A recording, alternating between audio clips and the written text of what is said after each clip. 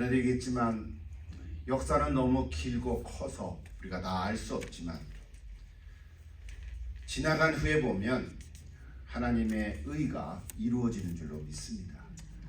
지금은 악이 성하는 것 같고 또 수수께끼 같은 많은 사건들이 일어나지만 그것까지도 우리가 다 이해할 수 없는 하나님의 놀라운 섭리 가운데 일어나는 줄로 믿습니다. 또 하나는 예수를 믿음으로 하나님의 자녀가 된 우리 한 사람 한 사람의 삶을 하나님은 선한 방법으로 인도하시는 줄로 믿습니다. 저나 여러분 가운데도 참 힘들고 어려운 삶의 순간들이 있지만 그럼에도 불구하고 하나님께서는 우리를 사랑하셔서 그거를 전화 위복으로 바꿔주시는 줄로 믿습니다. 그것이 하나님의 아가페 사랑이십니다. 오늘도 그 하나님의 사랑에 감격해서 또 하나님 앞에 와서 예배드리는 여러분 한 분 한 분을 하나님은 복의 복을 더하시는 줄로 믿습니다. 여러분 다 복 있는 자인 줄로 믿습니다. 우리가 다 복의 통로가 되기를 기도합니다. 매 주일이 부활주일 같다는 얘기를 여러 번 합니다. 오늘도 부활주일과 같이 부활하신 예수님이 두려워 떠는 제자들에게 오셔서 너에게 평강이 있을지어다 말씀한 것처럼 오늘도 여러분 가운데 혹 개개인이 개인적으로 또는 내 주변의 삶의 상황 가운데 힘들고 어려움이 있으면 그 가운데 우리 예수 그리스도의 놀라운 평강이 임할 수 있기를 기도합니다. 특별히 병으로 고생하는 분들 가운데 놀라운 평강이 임하고 또 위로가 있고 또 치료받아서 회복될 수 있기를 다시 한번 기도드립니다. 우리가 잘 아는 대로 고린도전서 15장은 기독교 신앙의 핵심인 부활에 대한 이야기입니다.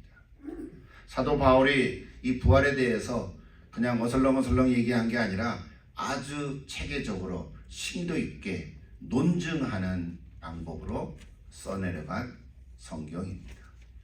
그래서 고린도전서 15장은 부활의 장이다 이렇게 흔히 말하곤 합니다.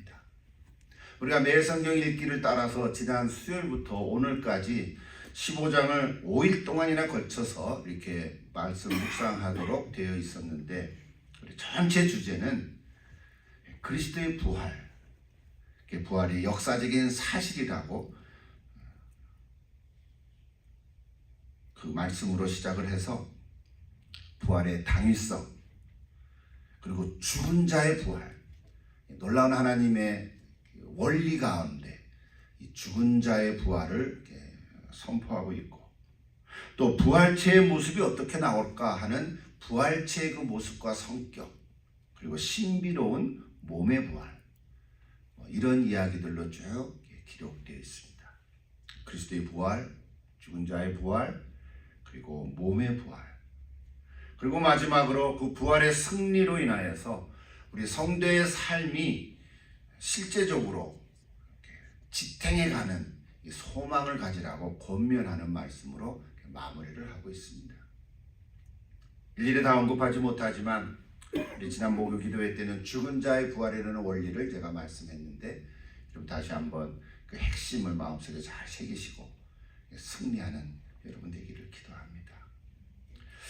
오늘은 마지막 부분인데요. 역사적 종말의 때에 일어날 변화의 비밀을 계시하고 있습니다. 이 사망을 이기신 하나님의 승리를 찬양하고 또 성도들의 현재의 삶을 지탱하는 부활의 소망을 가지고 살아가라고 권면하고 있는 것입니다. 오늘의 핵심은 그때 일어날 비밀에 있습니다. 비밀은 사실은 비밀이지만 이미 알려진 이야기지요. 아는 자는 더 이상 비밀이 아니지만 감춰져 있는 자에게는 알 수 없는 비밀인 거죠. 이 비밀의 내용이란 마지막 나팔 소리에 성도들이 혼련히 변화되어서 영광스러운 몸을 입는다는 것입니다. 성경은 그렇게 우리에게 선포하고 선언하고 있습니다. 이것을 모르는 자는 여전히 비밀이고 그러나 그 말씀을 아는 자에게는 감사 찬양이 나오는 거죠. 먼저 50절을 다시 한번 읽어보십시다. 혈과 육은 하나님 나라를 이어받을 수 없고 썩는 것은 썩지 아니할 것을 유업으로 받지 못한다. 이렇게 시작하고 있습니다. 여러분, 혈과 육이란 뭘까요? 우리가 갖고 있는 이 몸이죠. 죄와 사망의 지배 아래 놓여 있는 모든 인간의 현실적인 모습을 말합니다. 이 세상에 살면서 병들고 나이 들어 결국 흙으로 돌아갈 수밖에 없는 연약한 인간의 실존을 말합니다. 혈과 육은 연약한 인간의 실존이에요. 죽을 수밖에 없는 거죠. 반면에 하나님의 나라는 의와 평강으로 다스려지는 하나님의 통치를 가리킵니다. 하나님이 다스리시는 곳은 어디나 하나님의 나라라고 했죠. 그래서 예수님 오신 그때부터 하나님의 나라는 이미 임하였지만 아직 완성하지 않았다고 우리는 이해하고 있습니다. 썩어질 현재의 몸으로는 썩지 아니할 영원한 하나님의 나라를 유업으로 받지 못한다는 거예요. 저 말을 이해하셔야 되는데,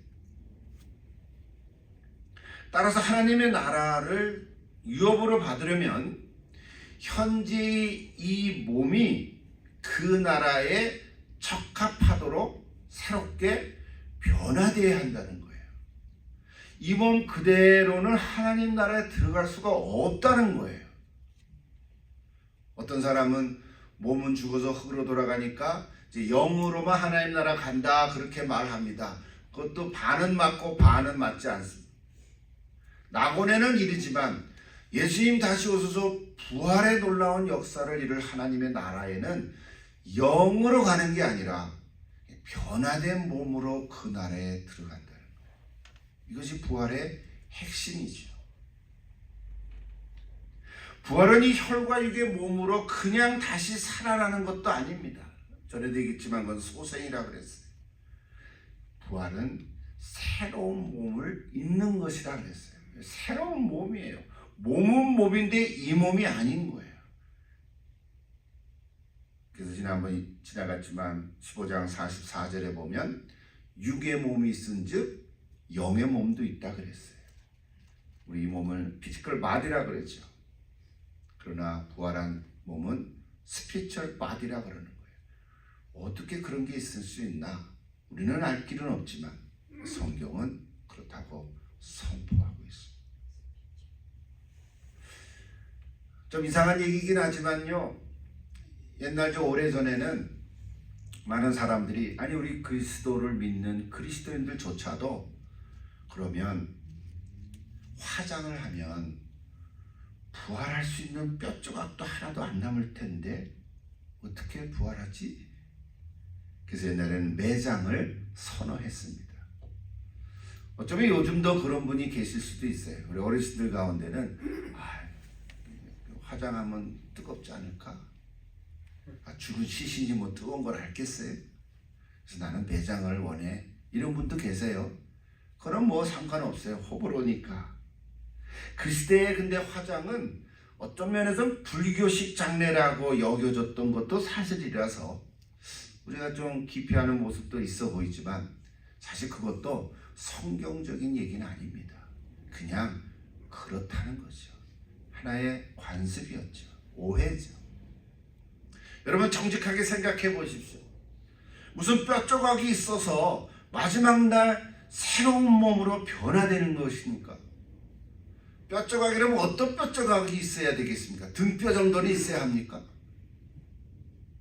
제가 좀 찾아보니까 이 우리가 매장할 때 그 관의 종류에 따라서 너무 두툼한 관으로 하면은 조금 오래 걸리고 그냥 얇은 베니어판 같은 거 하면 금방 되는데 매장한다고 해서 뼈만 남는 데는 평균 7년에서 10년 정도 걸린답니다.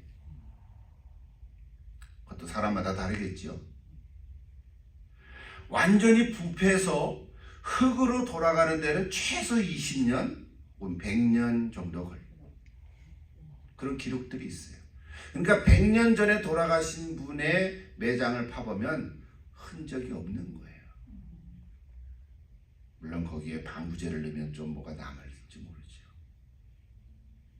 여러분, 오늘 얘기하는 초점은 매장을 하든 화장을 하든, 아니 공중에서 비행기가 폭발이 돼서 아예 흔적도 남길 수 없었던 그런 경우라도, 지난 24일 날 베네수엘라에서 지진이 7.2 그리고 39초 만에 또 7.5 이렇게 두 번이나 너무 크게 나서 지금 많은 사람들이 세상을 떠나고, 아침에 뉴스 보니까 1,500명의 사망자라 그러니까 더 많아질 거라 그러죠. 그리고 시신을 찾을 수 없는 실종자가 여기 보니까 7만 명까지 됐다 그래요. 아마 10만 명이 될 수도 있다 그러는 거예요. 베네수엘라가 너무 중남미에 가난한 나라잖아요. 뭐 도구가 없어요. 뭐 다 무너지니까. 여러분 영상을 다 보셨죠? 여러분 생각해 보세요. 그 마음이 얼마나 아프겠어요. 특히 가족이 그랬다면, 뭐 자기 아들을 찾는 엄마, 그렇죠? 남편을 찾는 아내, 뭐 이루 말할 수 없는 그 참 아비규환이 있었죠.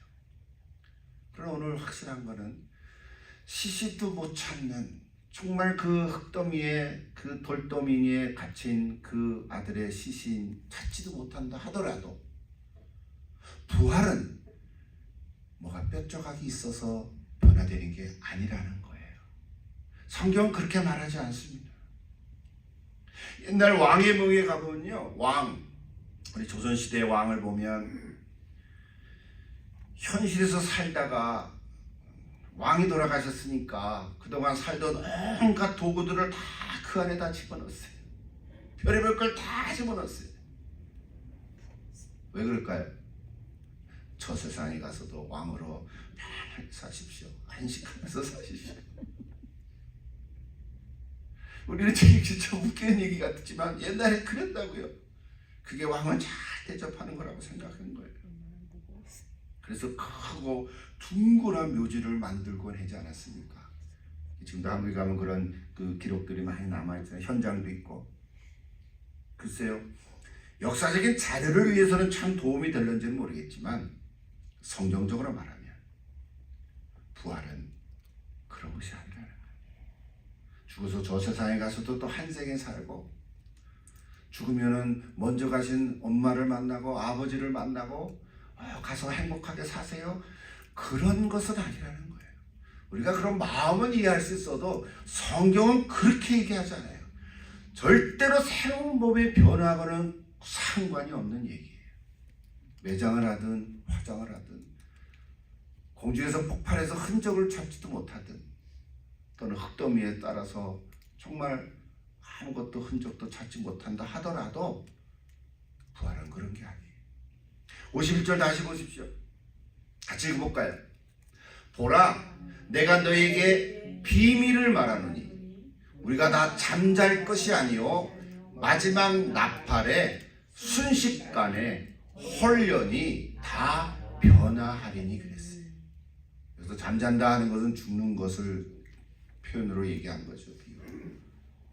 비밀을 얘기한다 그랬어요. 아까 우리가 비밀 얘기를 했는데, 찬송가도 부르고 마지막 나팔 소리에 순식간에 홀연히 다 변화된다 그랬어요. 순식간에는 눈 깜짝할 사이라는 거예요. 1초도 안 될지 모르죠. 순식간에 다 변화하라는 거예요. 오늘 고린도서 15장 50절에는 50절에서 58절까지는 자세하게 얘기 안 했지만, 다른 성경들을 보면 데살로니가전서 4장이라든지 계시록이라든지 이런 걸 다 같이 종합해서 보면 먼저 죽은 자들이 살아나고, 근데 그거를 호연히 순식간에 무슨 건덕지가 있어서 변화되는 게 아니고 놀라운 하나님의 창조 질서의 원리라는 거죠. 이해할 수가 없어요. 괜찮아요. 이해하지 않아도 괜찮아요. 우리에게는 어떻게 라고 걸 묻지만 우리는 어떻게를 알 수가 없어요. 거기는 하나님의 창조 세계에 신비스러운 원리가 있는 것을 깨달을 뿐이에요. 핵심은 사망에 대한 궁극적인 승리를 말하는 것입니다. 그래서 4절의 선포예요. 나팔 소리가 나매 죽은 자들이 썩지 아니할 것으로 다시 살고 살아나고 우리도 변화되리라 그랬어요. 여기서 말하는 우리도 변화된다는 것은 그때 당시에 살아있는 사람들을 의미하는 것이에요. 여러분, 예수님 다시 오실 때 살아있는 자도 있을 거 아니겠습니까? 어느 날인지 모르지만 예수님 다시 오실 때까지 살고 싶으세요? 그렇게 되면 좋겠죠. 그럼 여러분, 살아계실 때 예수님 다시 오시는 그날에 예수님 직접 오는 것을 보니 얼마나 좋습니까? 근데 성경에 보면 그런 사람들은 이 육신의 죽음을 보지 않고 순간 변화된다는 거예요. 와, 우리 육신의 죽음이라는 게 영과에게 분리인데 예수님 다시 오실 그날에 살아있는 자는, 근데 또 복음서에 보면 내가 올 때 믿는 자를 보겠느냐, 또 그런 말씀도 있었어요. 우리도 변화되리라는 것은 꼭 죽어야만 되는 게 아닌 거죠. 그러니까 죽은 자도 순식간에 변화돼서 살아나고 예수님 오시는 그날에 살아있는 자도 우리가 아는 육적인 죽음을 보지 않고 또한 변화되고, 그래서 이거를 대설가를 보면 휴거한다는 말로 쓰기도 합니다. 다시 돌아와서 이 썩을 것이 반드시 썩지 아니할 것을 입겠고 죽을 것이 죽지 아니함을 입으리로다 라고 말을 했습니다. 사망을 삼키고 이기리라. 그 다음 구절 볼까요? 이 썩을 것이 썩지 아니함을 입고 죽을 것이 죽지 아니함을 입을 때에는 사망을 삼키고 이기리라. 사실 저기서는 이사야 25장 8절을 인용한 것이요, 사망을 영원히 멸하시리라 예언한 것이. 죽음은 하나님의 생명의 능력에 의해서 이제는 완전히 그리고 영원히 삼켜져서 소멸될 거라고 말씀하고 있습니다. 이런 죽음, 우리 한자말 하면 사망 같은 단어잖아요. 죽음이든 사망이든, 사망은 그런데 부활의 놀라운 승리가 있기 전까지는 인간의 모든 수천 년의 역사 속에 모든 인류에게 왕노릇하면서 모든 인간에게 공포와 절망을 안겨주었습니다. 이 땅에 어떤 사람도 죽음을 이기는 사람은 없습니다. 모든 인간은 죽음 앞에 무릎을 꿇어야 했고 죽음이 쏘는 그 치명적인 독에 의해서 쓰러져야만 했습니다. 모든 인간은 다 죽습니다. 저나 여러분도 언젠가는 다 죽을 것입니다. 이것이 죄의 결과입니다. 근데 성경은 여기서 끝나지 않은 거예요. 내가 지은 죄를 십자가에서 달려 돌아가셔서 용서해 주셨지만 성경은 거기서 끝나지 않은 거죠. 그래서 성경은 다시 살아나신 부활의 승리의 소식을 우리에게 전해주는 것입니다. 근데 우리는 이 부활의 소식을 알고 기뻐 찬양하고 복음을 전하지만 여전히 우리 주변에는 아직도 이 예수님의 부활을 알지 못하고 우습게 알고 조롱하고 콧방귀 끼고 그는 신화적인 이야기라고 무시하는 경우들이 참 많이 있습니다. 뭐 어떻게 하겠어요? 가서 그냥 멱을 잡아가지고 너 부활을 믿을래 안 믿을래 뭐 이렇게 할 수도 없고, 그렇게 해서라도 믿으면 그렇게라도 하겠는데, 이 놀라운 부활의 복음의 소식을 깨닫는 자에게 하나님의 복이 임한 줄로 믿습니다. 이거는 가르쳐서만 되는 것도 아니고 뭐 해설을 해서만 되는 것도 아니고요. 정말 놀라운 하나님의 뭐 말로 표현할 수 없는 정말 신비에 가까운 섭리 속에 우리 한 사람 한 사람을 택하셔서 알게 하고 이 부활이 맞다라고 고백하게 한 오늘 저 여러분에게는 놀라운 하나님의 은혜가 있는 줄로 믿습니다. 하나님께서는 그래서 예수 그리스도를 죽음에서 다시 살아나게 하심으로 죽음을 이기게 하셨습니다. 그리스도의 부활로 이제는 더 이상 죽음이 왕노릇하지 못하게 되었습니다.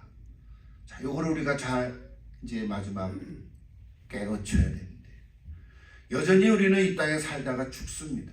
그러나 그 죽음이 끝이 아니라고 하는 것을 눈떠야 되고, 그리스도의 부활로 말미암아 이제는 죽음이 왕노릇하지 못하게 되었다는 것이에요. 이제 상황이 역전이 됐습니다. 물론 우리는 아직 부활을 경험하지 못했기에, 그럼에도 불구하고 이 부활의 놀라운 신비스러운 승리의 소식을 우리는 믿는 것인데, 그걸 가지고 부활 신앙 이렇게 말합니다. 여러분, 하나님이 천지를 창조하신 것을 믿습니까? 창조신앙 이렇게 말합니다. 예수님이 십자가에서 달려 돌아가신 것을 믿습니까? 그를 십자가 신앙 이렇게 얘기합니다. 예수님이 승천하시면서 내가 너희와 항상 함께 할 것이라고 말씀하셨는데 그것을 믿습니까? 그를 임마누엘 신앙 이렇게 얘기합니다. 예수님 다시 오실 것을 믿습니까? 그를 재림 신앙, 이렇게 이름을 갖다 붙인 것들이에요. 창조 신앙이든 임마누엘 신앙이든 십자가 신앙이든 재림 신앙이든 오늘은 부활 신앙이죠. 여러분, 부활 신앙을 가진 자에게는 놀라운 하나님의 복이 임합니다. 여기 부활 신앙은요 두 가지인데요. 예수님이 다시 부활하셨다, 이거 역사적인 사실이다, 그것을 믿는 것이고요. 또 한 가지는 마지막 날에 나팔 소리가 있을 때 나도 부활할 것이라고 하는 것을 믿는 것입니다. 여러분도 부활하실 줄로 믿습니까? 아, 나 같은 자가 예수님처럼 부활한다고요? 아, 그럼 내가 지금 다리를 저는데 나중에 부활할 때 이렇게 쩔뚝거리면서 부활할까요? 성경에는 그것까지 얘기는 안 하는데, 사이드에서 연구하고 한 얘기를 들어보면 여러 가지 썰이 있어요. 썰. 아, 예수님이 33살에 돌아갔으니까 우리 모두 다 33살로 부활할 거야. 그러면 30세에 돌아가신 분은 30세로 부활할까요? 5살 어린 아이 때 사고로 죽은 자는, 그러면 그 아이가 부활한 모습은 어떨까요? 아이고, 이제 80, 90이 된 할아버지 할머니가 돌아갔을 때는 그 모습으로 부활할까요? 퀘스천들이 참 많죠.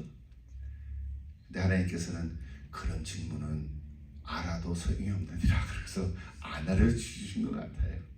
그런데 단 하나 확실할 수 있는 것은, 내가 어떤 나이에 어떤 모습으로 어떤 상황에서 죽는다 하더라도 다시 부활한 그 모습에는 서로 알아볼 수 있다는 사실입니다.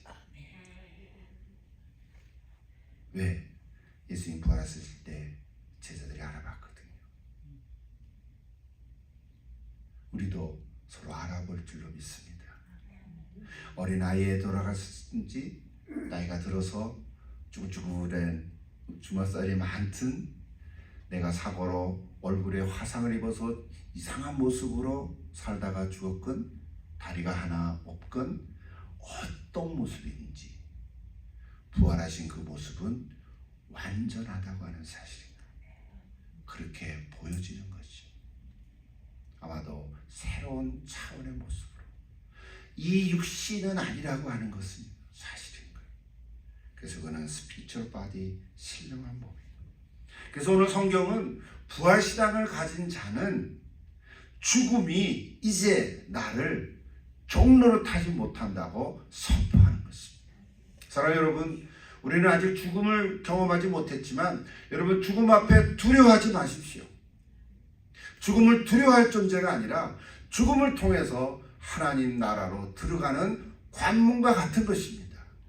죽어야 살아나는 것이에요. 이 썩을 몸은 뭐라 그랬죠? 이 썩을 몸이 가야 썩지 아니함을 잊는다 그런 거예요. 이 죽을 몸은 죽어야 죽지 아니할 몸을 새롭게 입는다는 것이에요.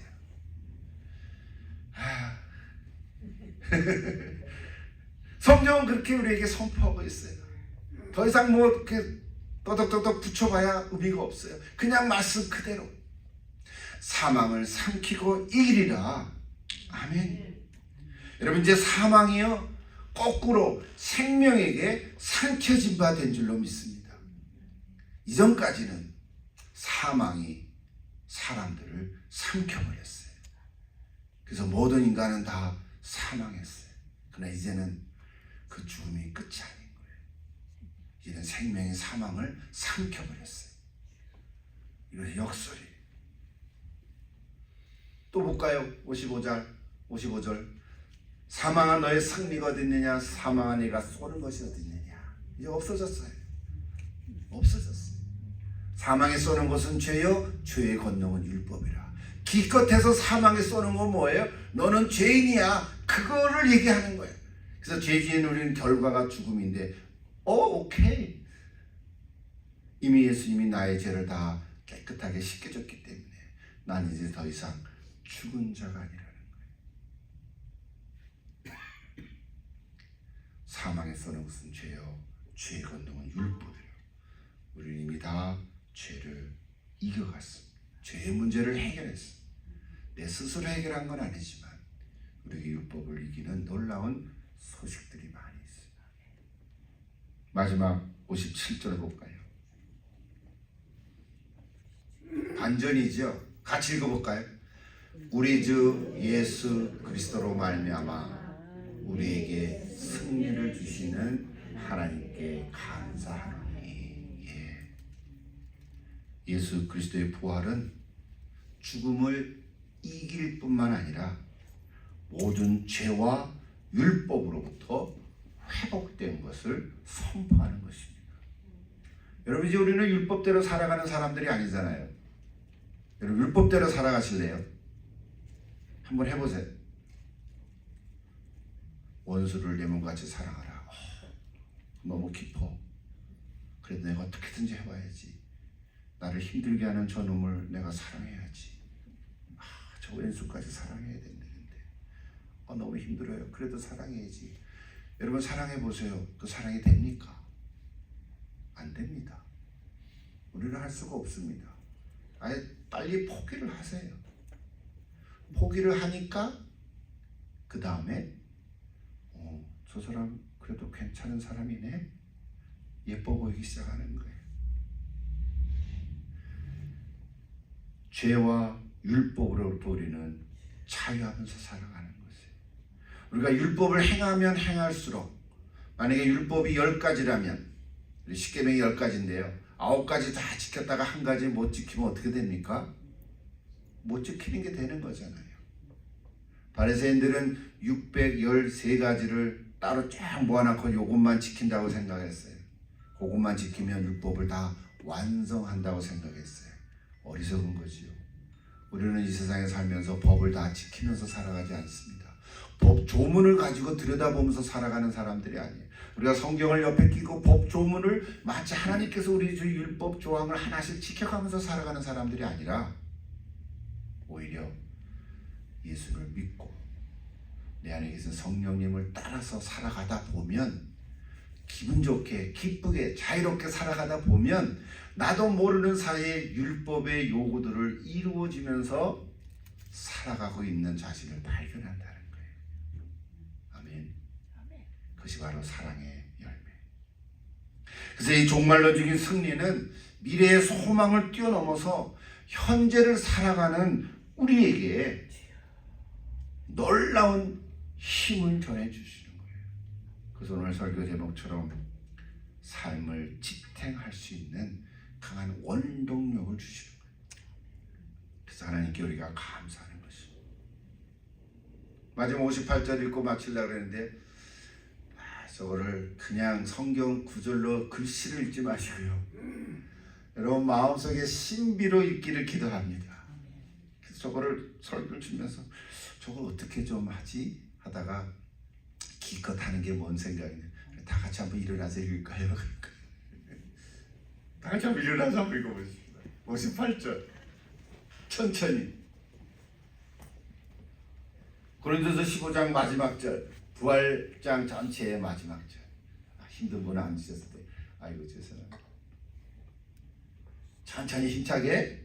그러므로 내 사랑하는 형제들아, 견실하며 흔들리지 말고 항상 주의 일에 더욱 힘쓰는 자들이 되라. 이는 너희 수고가 주 안에서 헛되지 않은 줄 알미라. 아멘. 한 번만 더. 형제들이라는 단어 대신에 뭐 하려고 그러는지 아시죠? 내 이름을 넣어서. 여러분 이름을 넣어서 한번 해보세요. 그러므로 내 사랑하는 경수야, 견실하며 흔들리지 말고 항상 주의 일에 더 힘쓰는 자들이 되라. 거기까지 앉으셔도 되겠어요. 네, 세 가지. 견실하다는 게 뭘까요? 견실하다. 우리 영어로 보면 좀 더 쉽게 이해가 돼요. 그래서 그냥 영어로 써놨는데 stand firm 이렇게 썼어요. 굳게 서 있어라 그런 거예요. 굳게 서 있어라. 여러분 고린도서 교회 성도들 가운데는 이 부활에 대한 오해가 있고 잘못된 교리로 말미암아 이제 잘못된 가르침으로 넘어간 사람들이 있었던 거예요. 그래서 바울은 굳게 서라 그런 얘기예요. 그런데 넘어가지 말아라 그런 거예요. 흔들리지 말아라. 그래서 두 번째는 뭐예요? 흔들리지 말아라는 말을 뭐 영어로 뭐라 했어요? Let nothing move you 그랬어요. 아무것도 너를 움직이게 하지 마라. 그대로 직역하면 그런 거죠. 아무것도 너를 이렇게 감동하게 하지 마라. 무브한다는 거는 움직인다는 뜻이지만 감동이라는 뜻도 있잖아요. 어떤 것도 너를 움직이게 하지 마라. 이 말은 뭘까요? 주변에 어떤 사람들이 쏙닥거리는 거예요. 이러저러한 어떤 잘못된 이야기들을 하고 그래서 내 마음을 흔들리게 해요. 그런 유혹이지요. 미혹이지요. 그 어떤 것도 너의 마음을 움직이게 하지 마라. 동요하게 하지 마라. 아무리 옆에 사람이 뭐를 갖다가 야 이거 여기에 투자하면은 너 100배를 벌 거야. 그런 말에 속아 넘어가지 마라. 마치 그런 거 같은 거예요. 영향을 받지 말고 주춤하지 말라. Let nothing move you. 마지막 세 번째는 뭐예요? 항상 주의 일에 더욱 힘쓰라. Always라 했어. Always. Give yourself. 너 자신을 던지라. Fully. 어디에? To the work of the Lord. 주님의 일에 너 자신을 fully 던져라. 이걸 세상 말로 뭐라 하나요? all in 하라는 거죠. all in. 아주 옛날에 나온 어떤 영화인지 드라마인지 제가 기억은 안 나는데 근데 그건 좋은 예는 아니에요. all in이라는 단어가 거기서부터 나왔다는 것에 대해서 좀 폈는데 뭐죠? 카지노에 가가지고 드럼할 때 그 뭐 이런 그 코인 같은 거 올린 한다는 거 아니에요?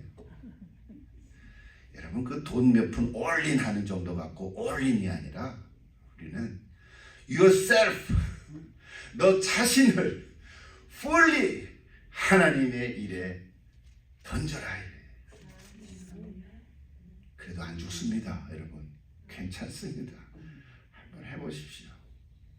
여러분의 인생이 아름답게 하나님 만들어주실 줄로 믿습니다. 저 마지막 58절이 부활하신 예수님 그리고 살아계신 하나님께서 오늘 예수를 믿는 저 여러분에게 오늘도 전해주신 줄로 믿습니다. 견고하고 흔들리지 말고 항상 주의 일에 더 힘쓰라. 여러분 그렇게 해보시겠습니까? 지금까지도 잘 해오셨지만 근데 지금까지는 조금 하다가 좀 기분 나빠 조금 하지 말다가 풀리 하지 않고 좀 이랬다 저랬다 하기도 하고 그런 적 있잖아요. 그죠?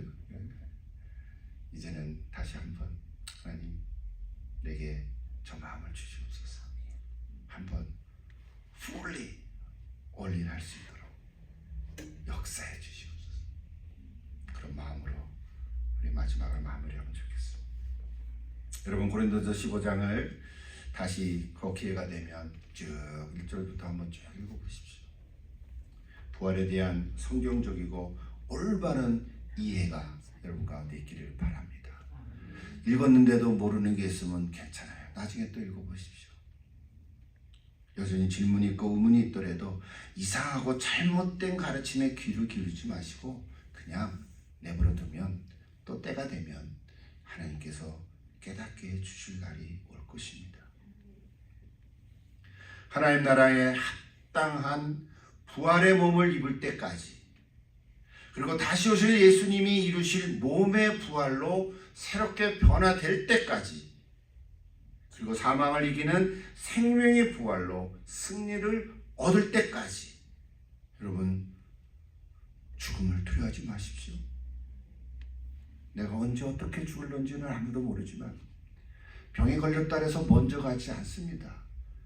아주 건강하고 감기도 한 번 안 걸린 사람이 어느 날 갑자기 훅 갈 수도 있는 거예요.